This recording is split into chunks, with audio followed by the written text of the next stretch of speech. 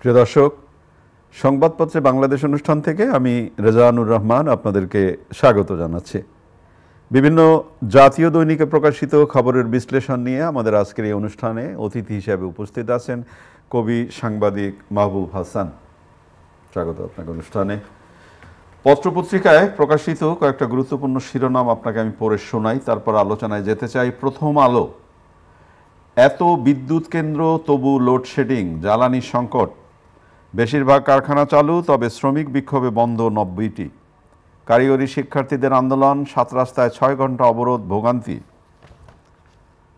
দৈনিক সমকাল, মশা মারতে কামান দাগাচ্ছে না কেউ, গ্যাস সংকটে কমেছে বিদ্যুৎ উৎপাদন, চরম ভোগান্তি। রাজধানীর ব্যস্ত সড়কে 8 ঘন্টা অবরোধ, দুর্ভোগ।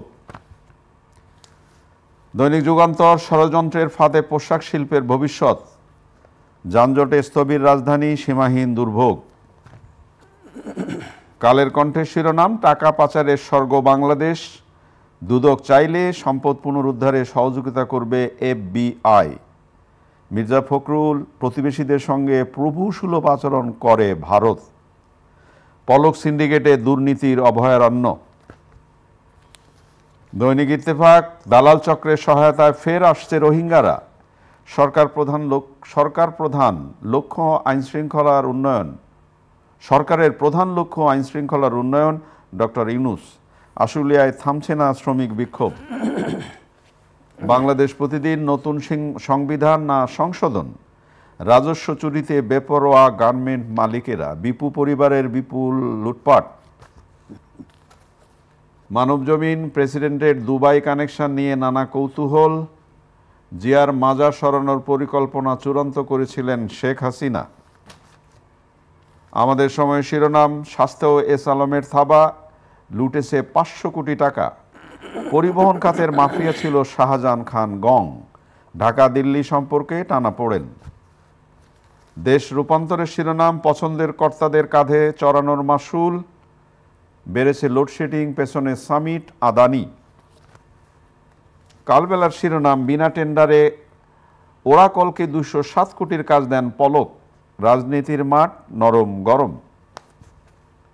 জায়জাইদের শিরোনাম, আবার লোডশেডিংয়ের যন্ত্রণা, জুলাই বিপ্লবে নিহত 631 জন,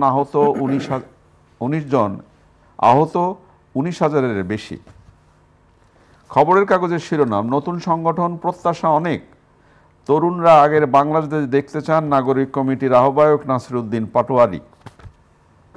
দৈনিক জনকণ্ঠ, ঢাকাকে বাসযোগ্য করতে একাধিক মহাপরিকল্পনা, আশুলিয়ায় 69 পোশাক কারখানায় ছুটি, অভ্যুত্থানের শহীদদের সম্মান জানানো হবে 14 সেপ্টেম্বর, উপদেষ্টা নাহিদ বলেছেন। আপনি শিরোনাম শুনলেন, অনেক শিরোনাম আছে, কিন্তু তার আগে একটু বিদ্যুৎ নিয়ে কথা বলতে চাই। প্রসঙ্গক্রমে বলি, মানে আমি গতকাল সৈয়দপুরে ছিলাম, আমার শহর। আমি যতক্ষণ ছিলাম, ধরেন সকাল থেকে সন্ধ্যা পর্যন্ত 8 বার বিদ্যুৎ গেছে, আসে আর যায় আর আসে।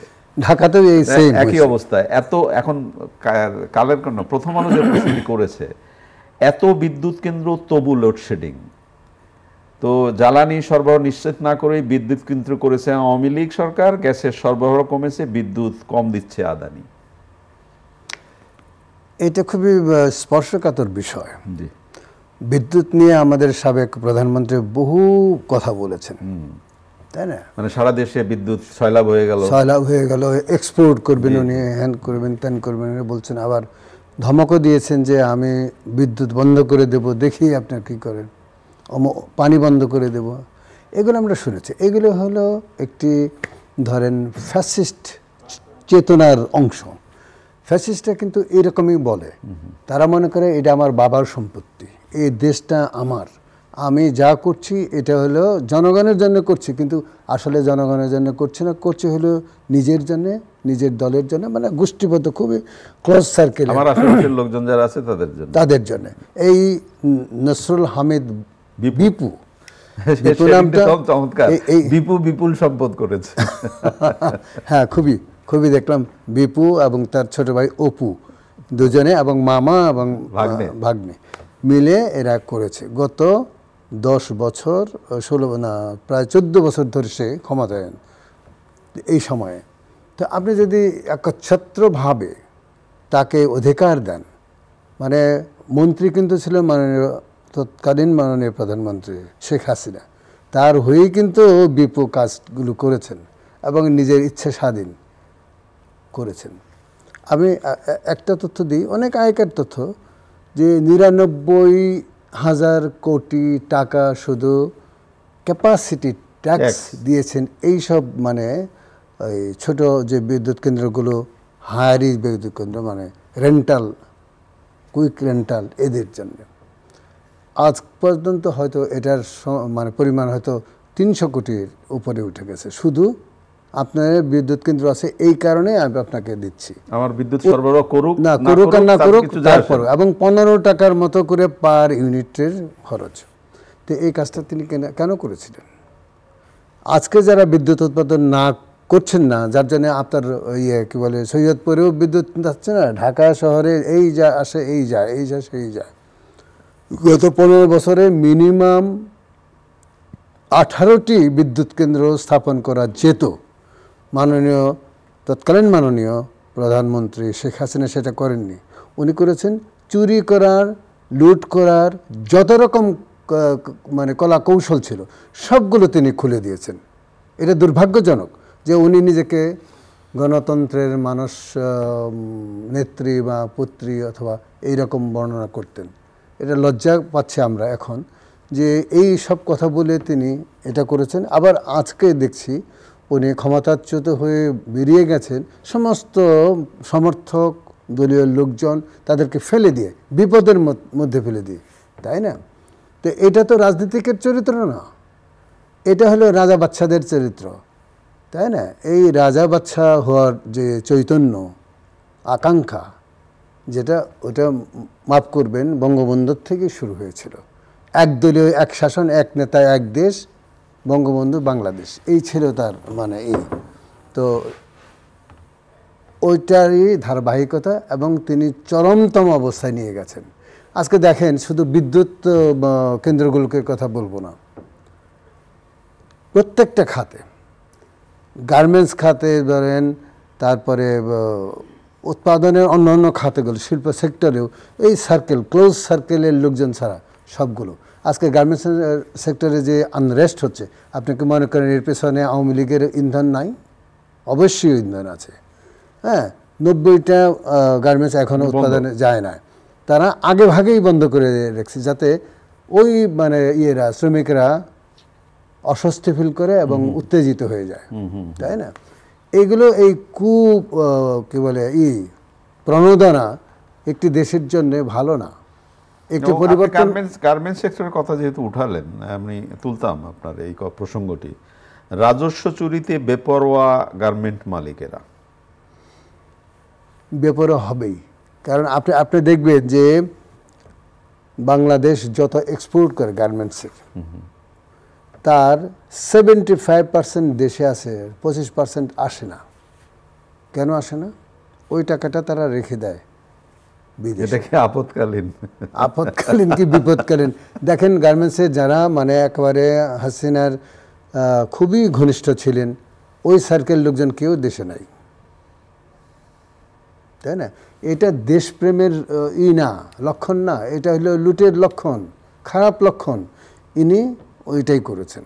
আজকে গার্মেন্টস যদি মানে ডিসরাপ্ট হয়, যদি উৎপাদন ব্যাহত হয়, আপনার বায়ার পাবেন না।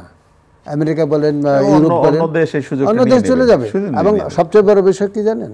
এই যে আপনার আশুলিয়া বা ধরেন টঙ্গী বা ওই এলাকার যে আনরেস্টগুলো হচ্ছে, কাজ করতে পারছে না, কাজ করতে দিচ্ছে না, আপনি জানেন যে এই বায়াররা চলে যাবে সরাসরি ভারতে অথবা ভারতের কথা কেন বলছেন? না না, আমরা একটা স্লোগান শুনেছিলাম না, বাংলা হবে ভিয়েতনাম। সেই ভিয়েতনামের এখন গার্মেন্টসের আপনি অগ্রগতি দেখেন, অসাধারণ, অসাধারণ, এক নম্বরে এখন। হ্যাঁ, চীনেরও আগে গেছে গিয়ে।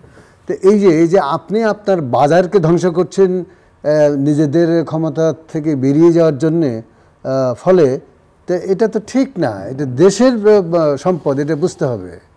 অবস্থানে একটা জিনিস খুব আলোচনার জায়গা, খুব জরুরি দরকার হয়ে যায়, যেমন ধরেন দাবি আদায় আপনার যৌথ দাবি আদায়, একক দাবি আদায়, এর তো সময় আছে এবং এটা আপনি করতেও পারেন, গণতান্ত্রিক অধিকার করতে পারেন।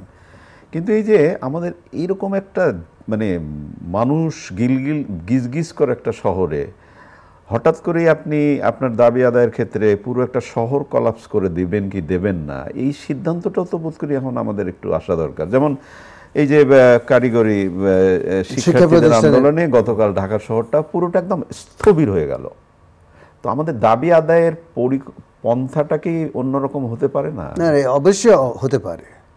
আমি মনে করি যে আইন করে বলা উচিত যে যারা দাবি দাওয়া নিয়ে কথা তুলবেন তারা প্রতিষ্ঠানে যে কোনো বড় মিলনায়তনের ভিতরে ঢুকে সেটা করেন, কারণ এটা গণমাধ্যমে আসতেই সরকার বুঝতে পারবে, আপনাকে প্রদর্শন করতে হবে না।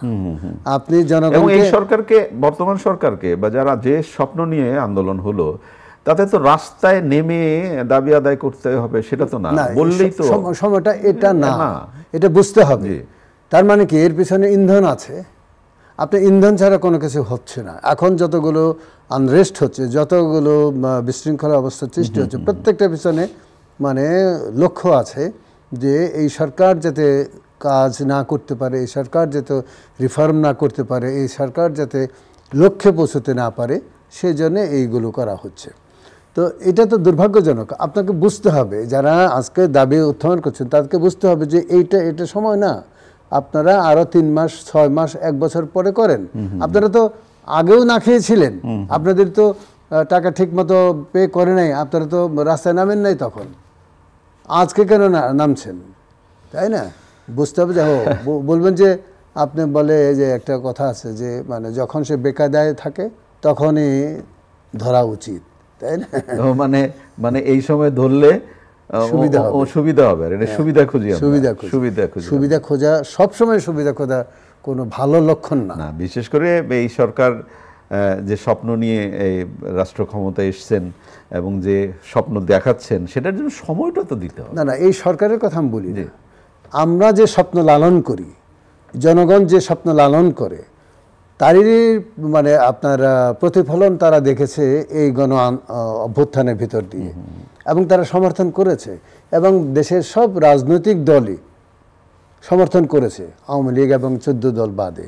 আচ্ছা মাহবুব হোসেন, একটা ব্যাপার যেটা আলোচনা করতে চাই আর কি, ধরেন সংস্কার, কতদিনের সংস্কার হবে একটা প্রশ্ন উঠেছে, এবং হাউ লং। সমন্বয়ক হাসনাত আবদুল্লাহ বলেছেন সংস্কার না হওয়া পর্যন্ত এই সরকারকে সময় দিতে হবে, এবং বরিশাল, কুষ্টিয়া, গাইবান্ধা, নরসিংদী ও খাগড়াছড়িতে বৈষম্য বিরোধী ছাত্র আন্দোলনের সমন্বয়করা গতকাল মত বিনিময় করেছেন, এবং দুর্দান্ত উপস্থিতি এবং মানুষের যে আগ্রহ সব কিছু আছে। তো ওই যে প্রশ্নটা রাখলাম যে সংস্কার কতদিনে? সংস্কার একটি ধারাবাহিক প্রক্রিয়া। এটার জন্য কোনো মানে ধরা বাঁধার সময় বেঁধে দেওয়া যায় না। আপনি কোথায় সংস্কার করবেন, কোথা থেকে শুরু করবেন এবং কোথায় যেয়ে শেষ করবেন। আপনি সংবিধান তো আমাদের 72 সনে সংবিধান হয়েছিল, সেই সংস্কার করেনি, একটার পর একটা রিফর্ম করেছে। তো এটার জন্যে আপনি মানে সময় দিতে হবে। হ্যাঁ, দিতে হবে, অবশ্যই দেব। সেটা যৌক্তিক মানে কি? যৌক্তিক মানে যে পর্যন্ত না করলে চলে না, একবারেই স্থবির হয়ে যাবে সেগুলো। যেমন সবচেয়ে বড় সংস্কার হওয়া উচিত হলো আপনার নির্বাচনের সংস্কার, কারণ নির্বাচন নিয়ে মানে একেবারে তৃণমূল পর্যন্ত অসন্তোষ আছে যে নির্বাচন আমার ভোটটা আমি দিতে পারিনি।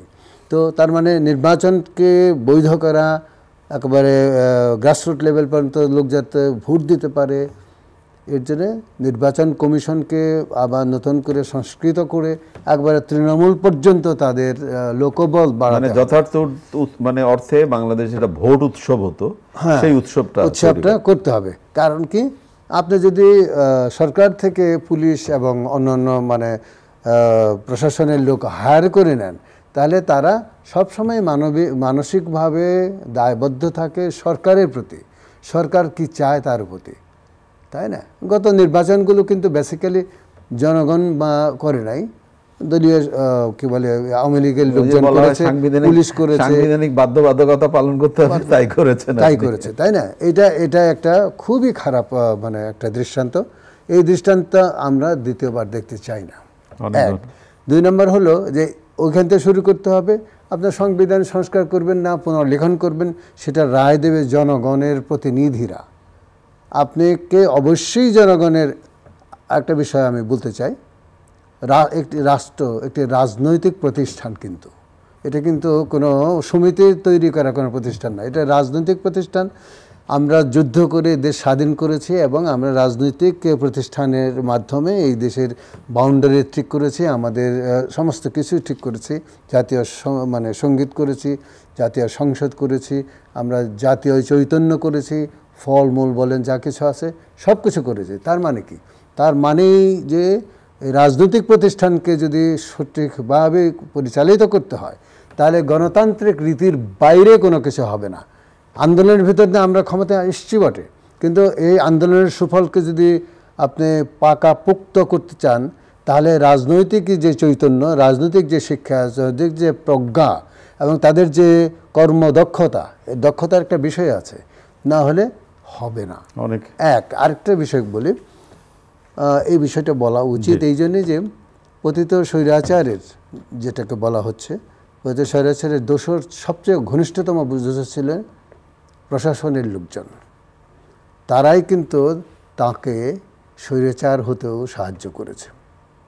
আমরা চাই না যে তারা এখনও ওই পদগুলোতে থাকেন। যথেষ্ট হয়েছে, আমরা তো শিক্ষিত, তারা প্রজ্ঞাবান, তারা খুবই দক্ষ সব দিক থেকে।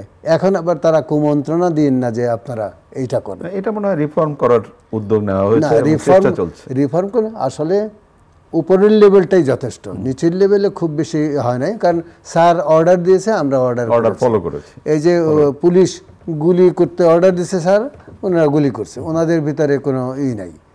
এই অর্ডার সবসময় সব অর্ডার মানতে হবে তা নয়, জনগণের কথা চিন্তা করতে হবে ভিতরে ভিতরে, মনে মনে। মানবিক পৃথিবী কিভাবে তৈরি হবে সেই অর্ডার মুখের উপরে বলে দেবেন যে আপনি যে অর্ডার দিয়েছেন সেটা মানবিক নয়, অনৈতিক, অবৈধ, এটা আমি পালন করব না। অনেক ধন্যবাদ আপনাকে। যে প্রসঙ্গটি এখন আলোচনা করতে চাই, আমরা অনেক বোধ করি আস্তে আস্তে এই বিষয়টা ভুলে গেলাম কিনা। টেকনাফ এখন ভাড়াটিয়া রোহিঙ্গাদের শহর, সমকালের শিরোনাম। দালাল চক্রের সহায়তায় ফের আসছে রোহিঙ্গারা। তাহলে এই যে এত আলোচনার মধ্যে যদি আমরা ওই আলোচনাকে উজ্জ্বল রাখি বা একটু আচ্ছা ঠিক আছে দেখা যাক, তাহলে তো একটা বিস্ফোরণ তো অলরেডি হয়েছে, এটা তো আরো বড় হচ্ছে। তা তো বটেই। সবচেয়ে ব্যাপারে এইটা রেমেডিটা কোথায় এটা কিন্তু আমরা জানি না। আপনি চিন্তা করেন, টেকনাফ এখন ভাড়াটিয়া রোহিঙ্গাদের শহর হয়েছে, মানে আমি পড়েছি বিষয়টা। সেটি হলো যে ওরা ওখানে জান্তা সরকারের মিলিটারিরা এবং যে আরাকান আর্মি, এরা হলো স্বাধীনতাকামী, এদের ভিতরে যুদ্ধ হচ্ছে, দীর্ঘকাল ধরে যুদ্ধ হচ্ছে এবং এখন এতটাই খারাপ অবস্থা যে ওরা পালিয়ে আসতে বাধ্য হচ্ছে। তা আমরা কতদিন নেব আর ওদের? আমরা কতদিন নেব? আমরা তো ছোট্ট দেশ, আমাদের ধারণ ক্ষমতা আছে, এটা বুঝতে হবে। কিন্তু কে বুঝবে? আপনার জান্তা সরকার বুঝবে? মিয়ানমারের জান্তা সরকার বুঝবে? ওই জন্য তো সে জান্তা, হ্যাঁ, তাকে বুঝাতে হবে। কে বুঝাবে?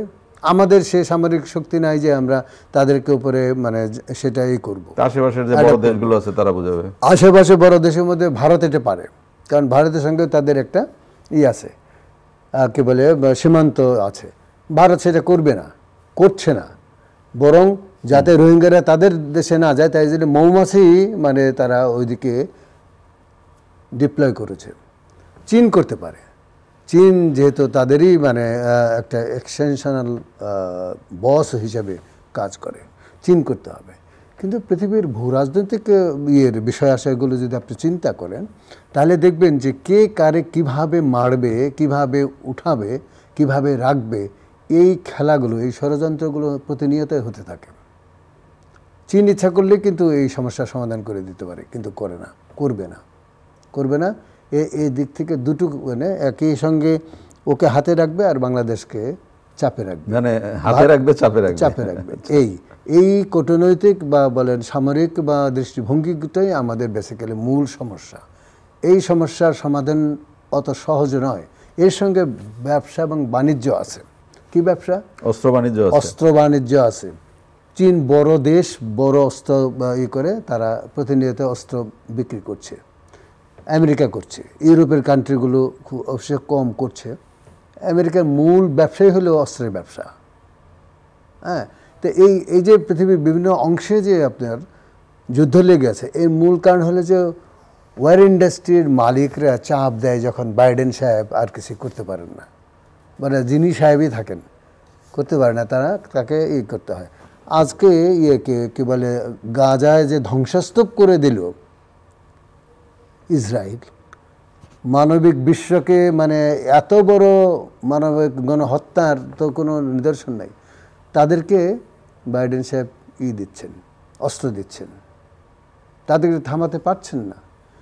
এক সময় তো হবে এরকম যে তাকে থামানো যাবে না, আর হাজারবার বললেও থামাতে পারবেন না, কারণ আপনার কাছ থেকে সব কিছু নিয়ে গেবে এবং তারপরে ওখানে তারা নিজস্ব রাজত্বকে কায়েম করে রাখবে। এটা মানুষের জন্য, মানবতার জন্য, পৃথিবীর জন্য সবচেয়ে ক্ষতিকর জিনিস।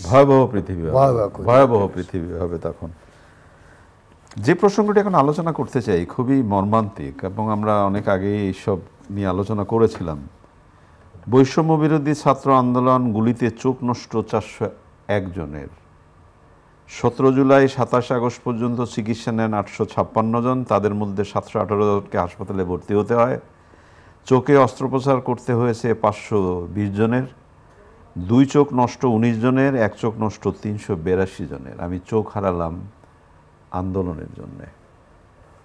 কি জবাব দেবো বলেন? বাজারে একটা গুজব আছে যে 5 তারিখে শেখ হাসিনা পদত্যাগ করার আগে কিছু লোক চলে গেছে দেশ থেকে। আচ্ছা, বলা হচ্ছে যে 1 লক্ষ পরিমাণ প্রায় ভারতীয় লোক এখানে পুলিশে নিয়োগ পেয়েছিল, তারাই বেসিক্যালি চলে গেছে।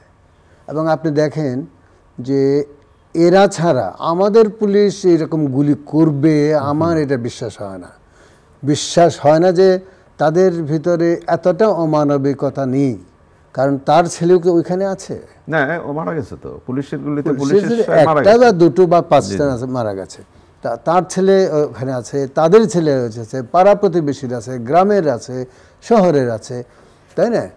এরা এভাবে নির্দয়ভাবে করতে পারে না। যখন ওই আন্দোলন চলছিল এবং গুলি চলছিল, মানুষ মারা যাচ্ছিল, আমরা শুনছিলাম কেউ বলছিলেন যে আরে এরা তো হিন্দিতে কথা বলে, আমি বিস্মিত হলাম যে হিন্দিতে কথা বলবে কেমন করে, তারা তো বাংলাদেশের পুলিশ বা এখানে।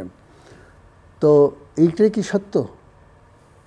আবার একটা বিষয় দেখেন যে প্রায় 1 লক্ষ পরিমাণ পুলিশ কাজে যোগ দেয়নি, অস্ত্রসহ তারা পালিয়ে গেছে। এরা কারা? এরা কি ভারতীয়, নাকি এরা গত 16 বছরের যে রাজনৈতিক সরকারের যে পুলিশ নিয়োগ পেয়েছে তারা? অস্ত্রসহ তারা চলে গেছে, ইনসার্জেন্ট চালু করবেন বলে। এই বিষয়াশয়গুলো বিবেচনা রেখে কিন্তু আমাদের চলতে হবে। আমরা চাই না যে এমন কোনো ঘটনা ঘটুক যা দেশের মানুষের ক্ষতি হয়, দেশের জাতির ক্ষতি হয়। আমরা কোনো রকম সাবোটাজ পছন্দ করি না। আমরা নিরিবিলি থাকতে চাই, ভালো থাকতে চাই, নিরীহ মানুষ। আমরা রাজনীতিক নই, আমাদের দেশটাকে গড়তে চাই। কারণ যেহেতু আমরা দেশের মানুষ না বাঁচলে আমরা আমাদের এই দেশের মানুষের মূল্য কি থাকবো কি, তাই না? এই বিষয়গুলো যদি আমাদের চিন্তায় থাকে, রাজনীতিকদের চিন্তায়, এটা আমাদের বলতে আমি বোঝাচ্ছি রাজনীতিকদের চিন্তায় থাকতে হবে। যারা পরাজিত রাজনীতিক, যারা মানে আজকে যে ক্ষমতায় এসছেন, তাদের এটা বুঝতে হবে যে প্রতিষ্ঠানটা রাজনৈতিক প্রতিষ্ঠান বাংলাদেশ। অনেক ধন্যবাদ। তাদেরকে অবশ্যই গণতন্ত্রে ফিরতে হবে এবং নির্বাচনের ভিতরে। অনেক ধন্যবাদ। প্রিয় দর্শক, আমরা যে বিষয়গুলো নিয়ে কথা বললাম আপনারা নিশ্চয়ই শুনলেন। ভালো থাকবেন, আগামীকাল আবারও কথা হবে। খোদা হাফেজ।